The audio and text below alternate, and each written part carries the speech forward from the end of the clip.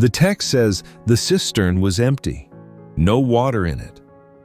That detail matters. A cistern with no water was not shelter or imprisonment. In a desert world, an empty cistern was a death sentence. His brothers were not imprisoning Joseph. They expected him to die. They threw him in and sat down to eat a meal. The pit was close enough to hear him. He cried out to them from inside it. They ate. How had it come to this? Jacob had 12 sons. Joseph was the 11th, but Jacob loved him more than any of his other children, and the text does not hide the fact. He made him an ornate robe, a coat of many colors, as tradition says, a garment that marked Joseph as heir apparent. His brothers saw it. They could not speak peaceably to him. Then Joseph had dreams. Dreams in which his brothers' sheaves bowed to his sheaf, dreams in which the sun and moon and 11 stars bowed to him. He told them the dreams. Joseph went to find his brothers. They were grazing the flocks near Dothan.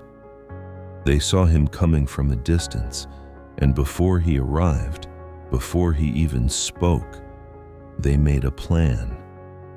Here comes this dreamer. Let us kill him. The eldest, Reuben, stopped them. Do not shed his blood. Throw him into the pit. Reuben planned to go back and rescue him.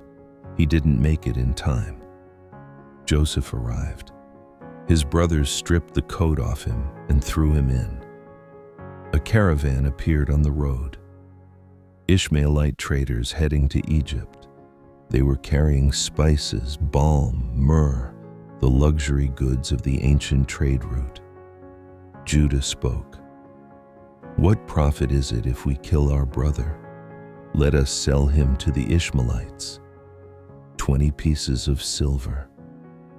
The price of a slave in the ancient Near East during the 2nd millennium BCE, depending on age and condition, was typically between 20 and 30 shekels. The text records the specific price: 20 pieces of silver. While they negotiated, the text places Reuben elsewhere. He had not been there. When he came back to the cistern and found it empty, he tore his clothes. The boy is not there. Where can I go? The brothers dipped Joseph's coat in the blood of a slaughtered goat. They took it to their father. They didn't say, "We sold him." They showed him the coat and said, "See if this is your son's coat." Jacob recognized it. He tore his clothes. He put on sackcloth. He mourned for many days.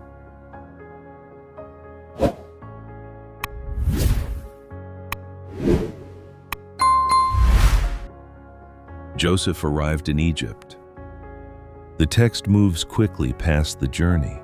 Weeks across the Sinai Desert, the crossing into the Nile Delta, the arrival in a country with a different language, different gods, different architecture, different food, a different ski.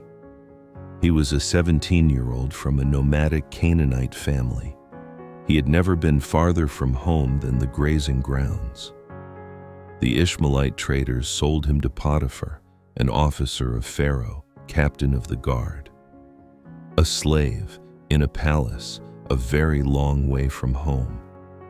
Years later, we know it was years from later details, Jacob was still in mourning. His sons saw him suffering and couldn't comfort him. The text says, all his sons and daughters rose up to comfort him, but he refused to be comforted. He said, I will go down to my son mourning. I will go to Sheol.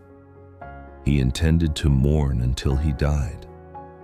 And what Jacob did not know, what the text does not tell him but shows the reader, is that Joseph was alive, working in Potiphar's house, learning Egypt.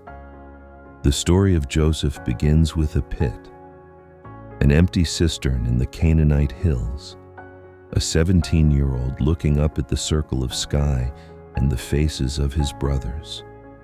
He would spend 13 years in Egypt before he stood anywhere near power. But here is what the text records from the very beginning of Joseph's time in Potiphar's house. The Lord was with Joseph, and he became a successful man. In the pit, in the house, in the prison that was coming. The pit was not the end. It was the start of the longest, strangest path to one of the most important moments in the book of Genesis.